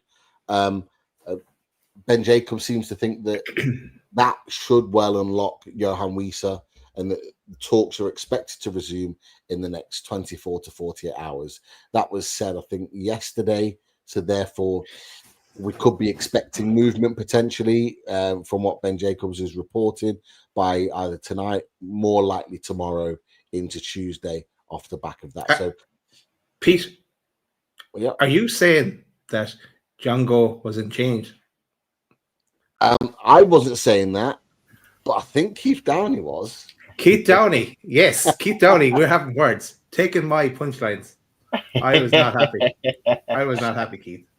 I'm coming for you. Next time you're on the show as a guest, I'm coming for you, Keith Downey. Hopefully soon we will get him on. I'm still in touch with him, and hopefully we can get him on before the window's out, and then you can air your grievances live on this show. But yeah, the Wieser deal, it seems to be kind of dragging on a little bit. We know it's a domino effect. We know it's a case of just waiting. We know that Wieser wants to join Newcastle. We know it's Newcastle all in. So it's frustrating that we're waiting that long. But do you think, boys, in your opinions, that Wieser gets done before the Liverpool game on Monday? What's your overriding thoughts telling you about this potential Wieser deal for the game against Liverpool Monday night? Do you want to go first, Chris? Go on, yeah. Chris. I think if Wieser signs before Wednesday, so Wednesday or before, I think there's a chance he starts. I think if it's after Wednesday, I think he'd be on the bench. That's how I see it. But if he's got 2 or 3 good days of training, I think he starts. And I think Anthony Gordon moves to the left. I think Wieser will be through the middle, and Anthony Elanga will be on the right. But it will depend on what day he comes in. And I know that sounds really, really odd, but we play Monday night, and I just think Eddie Howe will want to see him, because let's be honest, and we can't ignore this. Johan Wieser has had his own issues with his club, so perhaps he's not as fit as what maybe he should be. Not condoning any of those issues, by the way, before any Liverpool fans say that it's shoes on the other foot. But yeah. I think it will depend on Johan Wieser's fitness and when he joins. I do believe Johan Wieser will join this week. I think Brentford will want to kind of put this to bed, this issue. And the player does clearly want to join Newcastle United. So I think it could happen this week. And if it doesn't happen this week, I expect it to happen next week. I suppose the only possibility, which I think I put on the chat to you boys this afternoon, is that do Brentford maybe see this as an Alexander Isak situation and think, well, we don't want to sell him, we won't sell him. And then when the 1st of September comes, Johan Wieser's got a decision to make, because he either stays in the doldrums, helped away, and doesn't play football, or he gets eased back into the fold. Who knows? But I know that Brentford obviously have got Utara, and they by the sounds of things, they're looking to bring in another striker as well. So they're actively trying to get him replaced. But we will see. But I think Johan Wieser is a Newcastle player before Friday. Before Friday, just to kind of just to get this out there, because Liverpool fans seem to be throwing this about on social media, that we are apparently encouraging this Wieser situation, and they're saying, well, Isak's doing this, but you're encouraging Wieser. None of us are agreeing with this level of behaviour that Wieser's doing. Am I right? Consensus in the panel? None of us agree with that. And I think people in the chat have also had that opinion as well. So nobody is agreeing. For any Liverpool fans that are watching, nobody, certainly on this channel and people that are in the chat, agree with what Wieser's doing. The difference is Wieser's at least gone back to training and is training with his teammates. So at least he did do that. Pull a swap and pushed for a move, but what he did is get his head right and get back into the training and get his and do all the things that he was been asked to do with his teammates. By the way, it's only now in the build up to the game at the weekend that Keith Andrews, the manager, decided to allow him to train away. That wasn't his decision. That was the manager's decision. So the situation is slightly different. But yes, we didn't condone his behaviour. I just wanted to put that out there first, just to make that clear, so we don't get Liverpool fans in the comments either live or after going on about that. But Daz, Chris thinks that the deal could well and is likely to be done before we play Liverpool on Monday. Do you have that same confidence? Just on the difference between Wisa and Isak as well. It's when we went in with the bid, then Wisa started this chain of events. But with Isak, it all happened well before a bid ever came near Newcastle. So that points to tapping up. Right. So that's a big difference between the two situations. To answer your question then, Pete, I do. The dominoes have fallen now on the other player, John Go coming in from Bournemouth for Brentford. Brentford, who are shocking actually, and they are in trouble, if you ask me, with an inexperienced Keith Andrews as well at the helm. But I do. Brentford need him though as well. They need to do something there. But I think it does get done. The only thing is though, I think if it does get done, he will start on the bench. Eddie still doesn't like to throw people in. He would start him on the bench. He would start with Gordon up front again, then move Gordon out to the left, and then bring Wisa on at some stage in that game. If you look at even Man United today, they've had Šeško for a few days now. That they started him on the bench as well. So I think it'd be something like that, kind of a move that Eddie would do. Yeah, I think just because it'll be a tactical thing that they'll be working on all week in terms of the tactical setup that Wisa might not be up to scratch with. So that might be why he wouldn't start. But yeah, just for people to be aware of, I think the squad needs to be announced by Friday, 12 p.m. I'm not sure if that's the same for Monday night kickoffs. It might be a little bit later for those teams. It might even be Saturday that it might be confirmed. But normally, so in fact, it could well be Saturday or even Sunday that we need to confirm the squad, because it was Thursday for Liverpool and they played Bournemouth on the Friday. So it was 12 p.m. Thursday they need to confirm their squad. For everyone else, for the Saturday games, it was 12 p.m. Friday. So it could well mean that because we play Monday, we might not need to know or confirm our squad until Sunday. So it might give us a little bit more time to get it done. So that, obviously, the dominoes have got to fall, but there's a chance that we could get the Wisa deal done. So at least he's on the bench by Monday. And that would be a massive boost going into the game, not only with Jacob Ramsey coming off the bench and potentially affecting the game, but you got Johan Wisa, two brand new signings to really kind of ramp it up, even though it doesn't need any more ramping up. That would be a real positive if we could get that done. So fingers crossed. Someone just said, yes, it's 12 p.m. Saturday. Okay, so 12 p.m. Saturday for the game. There we go. So that's something just to keep in mind in terms of we do have a little bit of time to play around with. But yes, Newcastle do tend to have a call when the deal's agreed. It normally is a day or two afterwards before they announce the signing. So I think you boys are out. Maybe by Wednesday, Thursday latest, we need to be knowing that a deal was agreed in order for that to be finalised for the player to be in the squad. So that probably is the timeline that we need to be working with. But I think it can be done. It should be done. He is the guy that we want, and that's the one that we should be targeting. Boys, just a couple of quick ones here. Interesting developments this morning, whether people choose to believe it or not. No local journalists or national journalists have reported on it, but it was reported in Italy that Newcastle have identified Davide Fratesi, a centre midfielder at Inter Milan, as a target in midfield. It says the Magpies have made an initial offer, which was rejected by Inter Milan. So apparently an offer has been made and rejected. The door remains open to the English club potentially making a new attempt. And Daniel Mari has mentioned that Newcastle's first offer for Davide Fratesi rejected. A new attempt is not being ruled out. So my question to you is, do we need another centre midfielder? for Newcastle United in this window with Jacob Ramsey in the team? Aside from that link, what are your opinions on that, Chris? What do you think? Yeah, I think we do. We've got our starting three, haven't we? We've got Joe Linton, we've got Bruno, and we've got Tonali.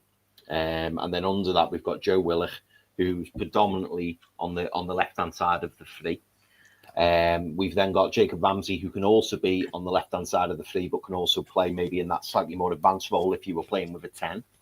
And then we also have Louis Miley, who we know can play as a 6 and can probably play as an 8. But I'm just thinking, did excuse me, did Eddie Howe? I'm trying to remember. Did Eddie Howe play Louis Miley predominantly on the left of the three? Or was it come on instead of Jay Linton? So yeah. So it was on the left of the three, wasn't it? So to me, I feel like, for balance, I would love to see a right-sided centre midfielder. Because that's where we had Sean Longstaff. There has been a lot of rumours, boys, that haven't been going away about Louis Miley, saying that maybe he could go out on loan. I do sympathise with Louis Miley because I look at the current midfield, and for me, he probably is 6th choice at the moment. Do I see him getting many minutes? I'm not so sure. And at this time in his career, he needs to be playing football. He really, really does. And I just don't know if he's going to get the opportunity to do that. So yeah, I'm gonna be greedy. I'm gonna say, yeah, I would like another midfielder, but a midfielder who can bring something to the right hand side of the midfield, but also maybe who can play in that holding position. We need somebody who, for me, has got the legs to be able to get around. We need someone who is defensively minded as well, because we've got Joe Willock, we've got Jacob Ramsey. So for me, I'd like to see like a defensive-minded central midfielder who can also occupy that right-hand side.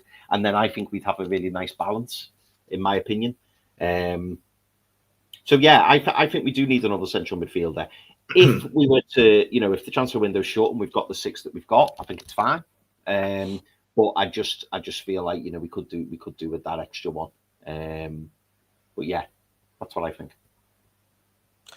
Daz, what's your opinion on this midfield situation? Not necessarily on Davide Fratesi, because it is a link I'm quite excited about, because I really like him as a player. But is there a need for another midfielder to come in? Chris has been greedy. He says he wants another one. He's doing an Oliver Twist here. Please, sir, I want some more. Do you want some more, Daz, or are you happy with what you've got? Well, we all know Chris.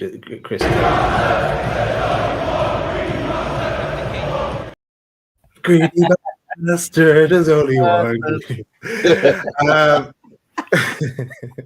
We'll use that again. Right. What do I think? I think it's Sunday. Usually on Sunday, these kind of strange names and links get thrown about. I'm not sure if I believe it. But I'd believe it all the more if it was a smokescreen for Barella, because I'd love Barella. I love Barella. Mate. He's 28, but I still love him. So, and do we need another midfielder? Yeah, look. There's a lot of talk a bit of talk about Miley going on loan to Ipswich, and that wouldn't. We need him, but it would be a good for him, his development. He needs game time now, and we talked about it, and I think there was a voice notes exchange on this topic as well, boys. But Ipswich wouldn't be a bad move for him, and he'd have to do the business in the Championship then and excel and show what he's about. A move I did myself in Football Manager, and I brought him to Southampton, and we did really well for me. Let's say. Are you still at Southampton now? I haven't played it since I was talking about last time. I haven't had a chance to play it. I just took a job at Southampton. I just thought it was, yeah. I took Wrexham to the Premier League and I got offered a job at Southampton, so I've sacked off Wrexham at Southampton. So that's You interesting. must play a lot. I only played quarter of a season, no, he was back. He was doing really well for me. And then I could still see Joe Willock being sold. And I know he's Eddie says he's not far from coming back from injury. Maybe someone will take a punt on him, or maybe someone will take a loan to buy or something like that. I think we need to let someone go if we're bringing in another midfielder with Jacob Ramsey in now as well. Yeah. But I really want the striker situation sorted before I even go thinking about any more midfielders, because that's the area. It's blatantly obvious that we're struggling on at the moment. So, bring me Barella. Summary. I'm not worried about the striker situation, lads. This is why kind of like this is a welcome kind of conversation for me. The striker situation will find its way to fruition, like whichever way. It's either we get our Wilson replacement and Isak stays, or we get a Wilson replacement, Isak replacement, and he goes. I think that's just in the last 2 weeks. That's just how I see it. So I know we haven't got a striker now, so it seems like it's more prevalent in terms of our conversation, but it will sort itself out. No, like I'm convinced on that, but I'm really enthused about seeing these links with midfielders, and the reason being is because I need this squad to be ready to handle this season. You've got Malik Chow in the team. You look at that. You look at the centre backs now on offer. We're stacked. We've got good options at fullback. You also on top of that. You've got wingers. We've got 4 wingers, 2 for right, 2 for the left. We're stacked in those situations. I don't think we're quite ready in midfield. And look, the first choice midfield 3 is set. Joelinton, Tonali, Bruno. That's fine. But beyond that, I'm a little bit concerned, if I'm being honest. I'm a little bit concerned. Jacob Ramsey, great addition on that left-hand side. But as you said, Chris, you've got Jacob Ramsey that can play left side of the midfield 3. Joelinton that can play left side of the midfield 3. And you've got Joe Willock that can play left side of the midfield 3. That's their specialist positions. We're too heavy on that side of the pitch. On that side of midfield, we're too heavy. They're nowhere near as effective on the right-hand side. We lack balance at the moment in that midfield. For me, there's the link with Louis Miley, and yes, he probably needs minutes, but he's a player that can play in that central role. So if you're going to move him on, you need to bring someone in that can play that central role, or maybe a bit of both. And that's why I was really enthused about the Davide Fratesi move, because he can play both. He can play that in that middle central midfield role, but he can also play as a number 8. He likes to get into the box. He likes to get forward. He is very much a box-to-box midfielder. He can play on that right-hand side. So for me, I do think we need balance there. If it's me, I'm moving on, and like all due respect to him, I'm moving on Joe Willock. I'm keeping Louis Miley because he can dovetail with Tonali in that number 6 if needed. And I need someone that can play on that right-hand side as an alternative to Bruno. I need someone that can come on and offer something. And I think someone like Davide Fratesi can do that, because he'll get forward, box to box, all action, great in the duels, can arrive in the box. Scored a few. I think he scored 8 goals last season, so he can put the ball in the net. He can offer a goal threat in that respect. And what he does, he provides balance. If you get rid of Joe Willock, for example, you've got Jacob Ramsey and Joelinton on the left. You've got Miley and Tonali in the middle. And then you've got Bruno, Ande, for example, Fratesi, or somebody else on the right-hand side. For me, you've got really good balance in that midfield. And then when we add those strikers, and someone just said in the chat, I can't remember who said, "Oh, you're not worried?" I'm not worried, because I do think those strikers will be in by the end. We've talked about the scenarios that can happen. One of those scenarios will happen at some point. And so I do like the fact that we've been linked with Fratesi as an option. You know what, boys? Another option, and we've talked about him before, could be this man. Fabrizio Romano reported just before the game on Saturday that Lucas Paqueta is considering to explore his options. I hate that word. I hate that word. I did read That's when it all started. For God's sake, yeah, exactly. That is where it all started this summer to go downhill. Considering his options to explore, to leave, or whatever it is, West Ham this summer. After a difficult 18 months of personal level and now free from all accusations, Paqueta considers a fresh challenge as a possibility. He could also be someone that can play on that right-hand side as an alternative to Bruno Guimaraes. And if a player's not playing well, you can bring them off and you can throw that guy on and you know they'll be able to do a job and be able to add something. So that level of balance is really important for a midfield, particularly when we're going into full competition. So it is something that I'm looking at that I do think Newcastle United should explore. Whether we do or not is another thing. But I do think we should explore looking at an additional midfielder and potentially looking at Willock going or being moved on. And I get a suggestion to you boys about what we should potentially do with Willock. But Chris, go on. What do you think about these two, Pete? And these are two who we've discussed in detail, and I think either of these two would be sensational. And it's from Stephen R. 78. Douglas Luiz or Conor Gallagher? I would be happy with either of those options, but I mean, I did read that Douglas Luiz is pretty close to going to Forest. Yeah. So unfortunately, I would probably rule that one out. I would like another one. I actually think Douglas Luiz would probably unlock Miley going on loan more so because he can play in that number 6. Yeah, he can. So it could probably unlock him moving on. Conor Gallagher can play on the right-hand side and in the middle. So that's, for me, is a no-brainer to make that happen.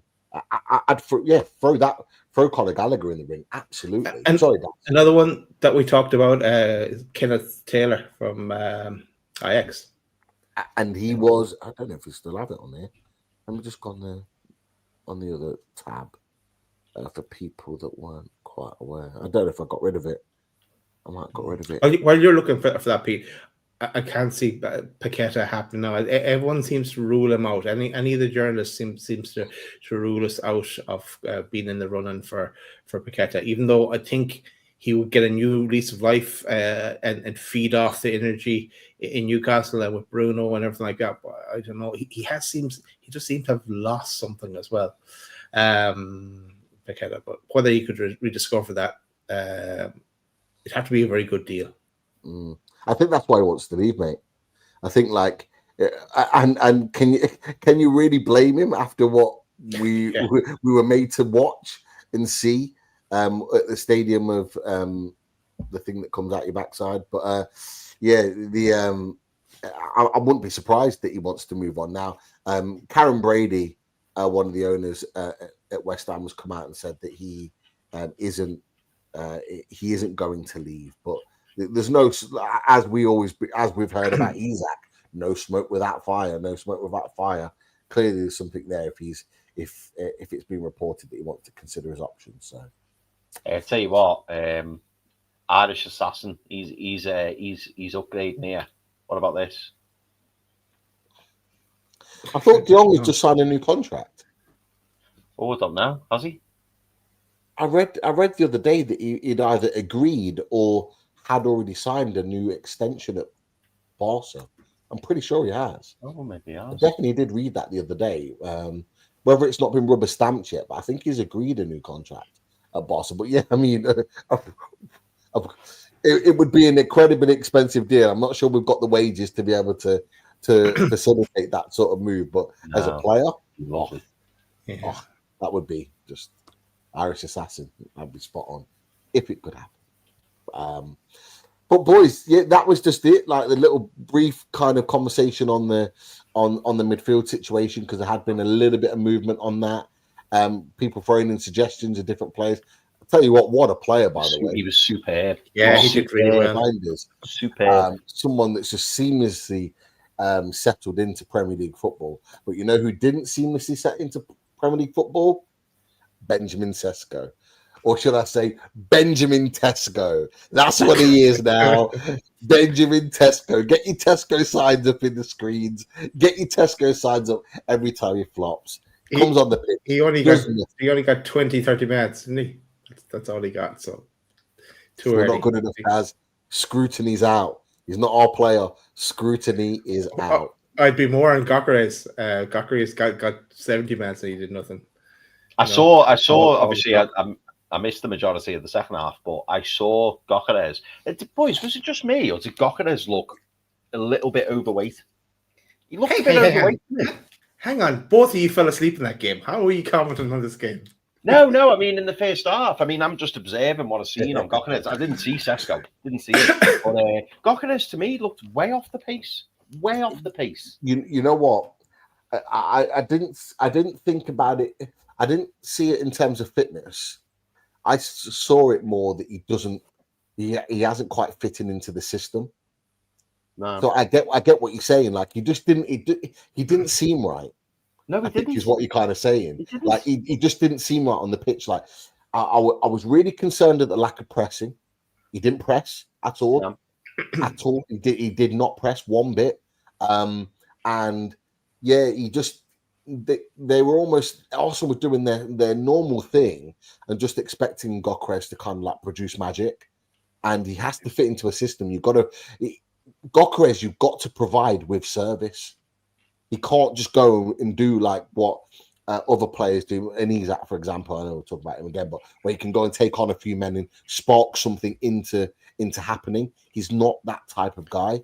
He can do it on the counter, but you need to be able to provide him with the bullets. And I don't think Arsenal did that. I think it's too pass for him, and he's going to need to, they're going to need to find a way to incorporate him. He will score goals at Arsenal, no doubt about it, but that was kind of my takeaway from it. So I think you're not wrong in kind of raising it because it just didn't look right. Something didn't look right. Benjamin Tesco. Scrutiny's out. It's out. Any questions, Chris, that we need to... Yeah, we have got a few questions, actually. But big shout out to John Burbeck. He's been a member for 23 months. Thank you very much, John. Listen, John. John says, hi, lads. Now Vamos saying no. Do we go for Bradley Barcola? I mean, I would love to sign Bradley Barcola, but Bradley Barcola is a winger, which we don't need at the moment. And I think he is incredibly expensive. So I would say no, even though I really like him. Liverpool might go for him, aren't they? They're linked with him. Yeah, Liverpool were linked with him. Yeah. Boys, this is something we don't want to keep going on about it because I know we're coming into the questions towards the end now, but nobody's talked about this. Liverpool do need another an attacker or two. How long can Liverpool wait before they go, we need to go elsewhere? So there's that factor that people haven't factored in either. They might just look for a striker. I've not heard that. Well, it was interesting because Arne Slot was asked about it, and Arne Slot said, we need a new forward.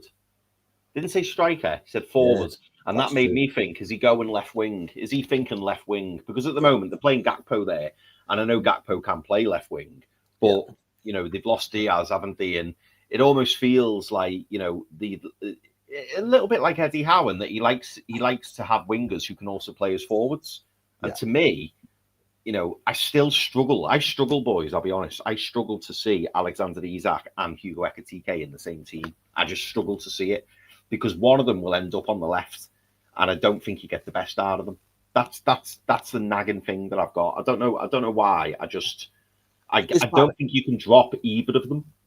It's balance, mate. It's balance. You look at the balance of that team, and having both of them could really upset the balance because you've said Gakpo can play through the middle as an Ekitike alternative. So if you're getting a left-sided forward, you can play that guy there, whoever it is, and then you can play Gakpo in tandem with Ekitike through the middle or on the left, and then you've got a little bit of room to maneuver there in terms of moving the players around. So could well be the case. I don't see Bradley Barcola leaving now. Yes, I think they'll keep hold of him, but they will potentially. You know what? I wouldn't rule out Rafa Leao, the AC Milan, going to Liverpool. Someone that can play off the left, that could also play through the middle. He absolutely destroyed them in pre-season. So how many times have you seen that happen and then a team just go back and go, we'll take him? And there has been rumours that he could potentially be sold. So that could be a late... I'm just throwing that out there as a potential for Liverpool if Rodrigo does go to Man City, which is what's being rumoured. because Savinho is apparently going to Tottenham or may well be. That was to unlock that deal. So could well be an alternative if they go on and get someone like that. And if they get someone like that, then that Isak deal's not happening. And we've seen it before with Nunes, haven't we? Because Nunes had a fantastic game against Liverpool, and then Liverpool went in and got him. So we have seen it before.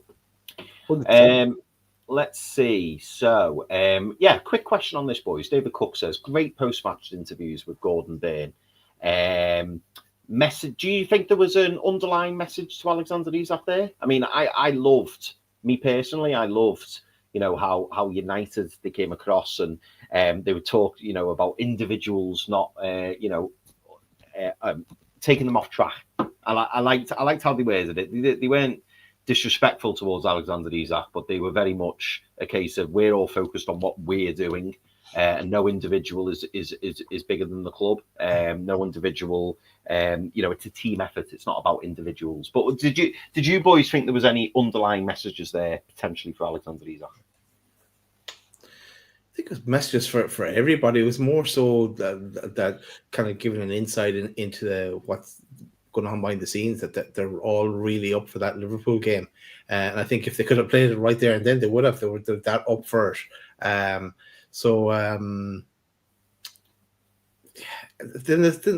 people are saying, is Isak in Sweden? Does anyone know where Isak is? Does anyone care where Isak is?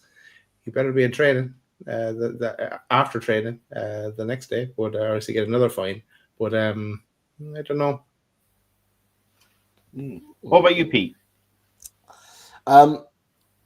I saw the interviews from Gordon and Byrne as a little finger point towards Alexander Isak. I did see that. They didn't do it directly, but it was kind of a finger point to say, we're united. We are a team. We're committed. We fight for each other. We're together. And that was basically saying, we're together, and he's not. He's not one of us. That was kind of the message that I took away from that, and I loved it. I'll be honest, I loved every word that Byrne said, every word that Gordon said. I think I've listened to both of those interviews multiple times now. I love it. Players like that should be called out, and I'm glad the players. Look, I've said it to you boys before. I'd be shocked if those players are not absolutely fuming at what he's done this summer. Absolutely fuming. There's rumours that the players haven't even spoken to him. Whether that's true or not, I don't know, but I wouldn't be surprised. I wouldn't be surprised if they've not had a conversation with him outside of the training ground. I know they don't see him at training. Like, he has completely disrespected the club, but also them.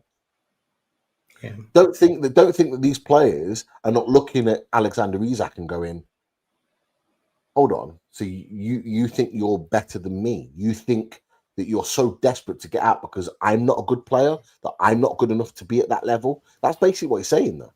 Without saying it, that's what he's saying.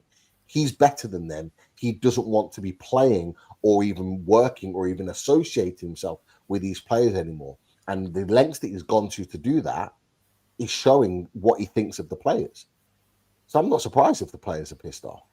And I'm glad that they sent that message out there. Of course, Gordon and Byrne are highly professional in the way in which they come about and what they say and how they speak. So you're never going to say them properly call out Alexander Isak, but they've done it in a very, very smart way.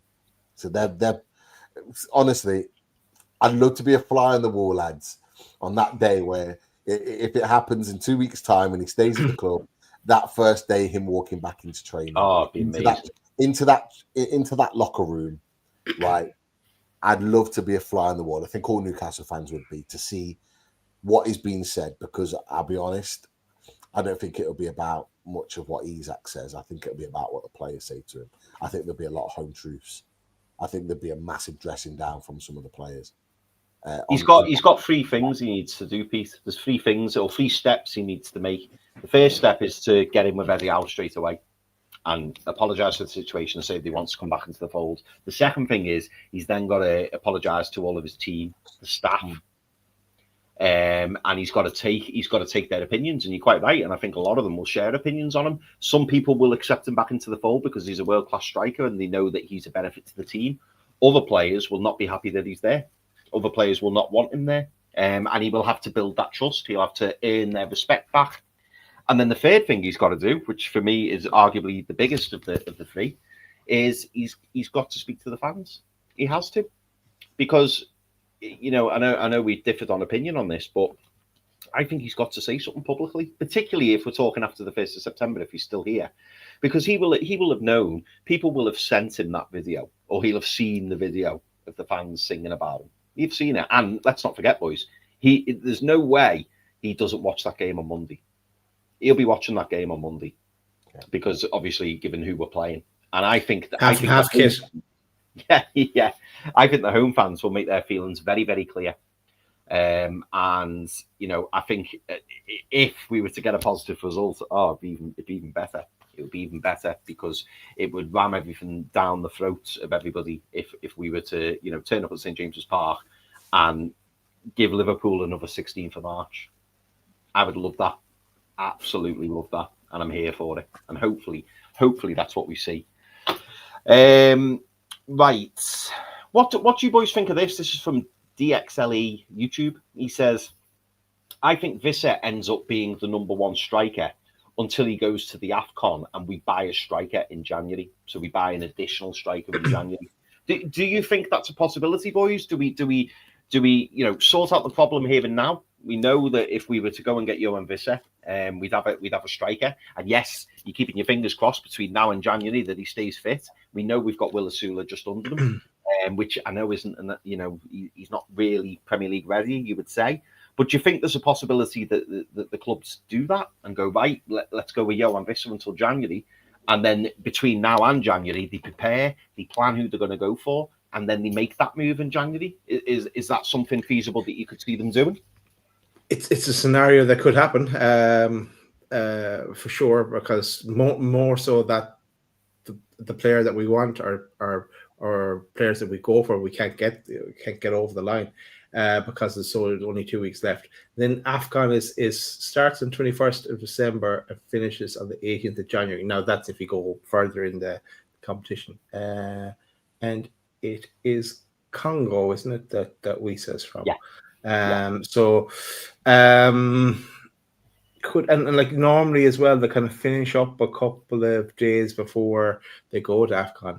So yeah, it's not a scenario I'd like to see happen. I'd like to see is if Isak is going to bring in two strikers, get it done. Even if it's like for the season, and then let's say Wisa drops to the third striker after that, and we'll bring in someone else. What about you, Pete? Yeah, sorry, I was watching. Goncalo Ramos has scored a great strike. It's been ruled out. He scored a great strike. But what was really interesting about it is that when he did his celebration, he was waving to the PSG fans. So I was like, oh, okay, keep an eye on that. It's interesting. He did the old double hand wave like that as he turned around. It got ruled out then just a bit after that. But I bet he was a bit embarrassed with that. Yeah. I just thought that was interesting. I just want to keep an eye on, lads. But yeah, with regards to Wisa, we can't go into the season with one striker. It can't happen. So if we don't get two strikers in, Isak doesn't leave. That's been the discussion all the way through. That's how it needs to stay. However, if Wisa signs and Isak stays, I would still go with Wisa as the striker there, as the number one striker. I'm not as good as Isak is. He ain't just walking back into this team after what he did.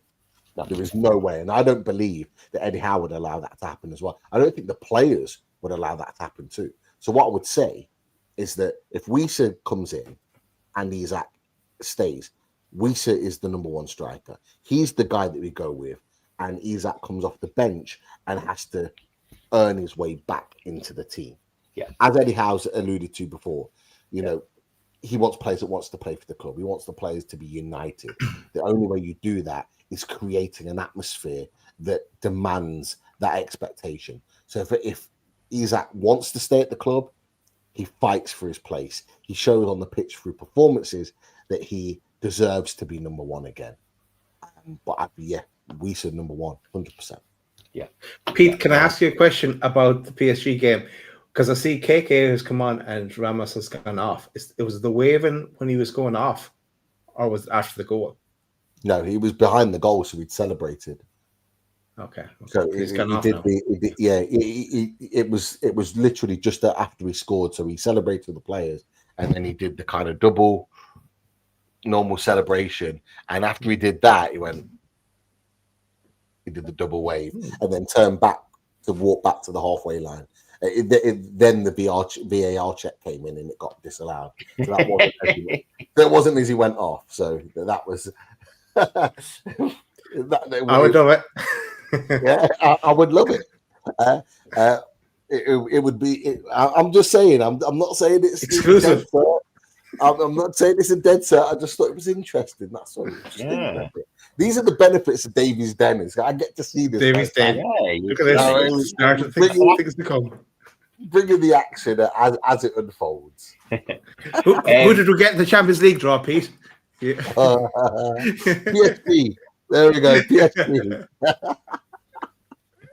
I want to give a big shout out to Stevie T. Thank you very much for becoming a loaded ultra, Stevie T. We need to do another loaded giveaway actually, and I think maybe we do it after the Liverpool game. I think if we do a loaded giveaway after the Liverpool game, so tune in, and I think. And Chris, we should do one. Were you okay with us giving away a car? Because we agreed. We still haven't given away a car. I think we need to give away a car. If anyone's got a car, yeah. Yeah.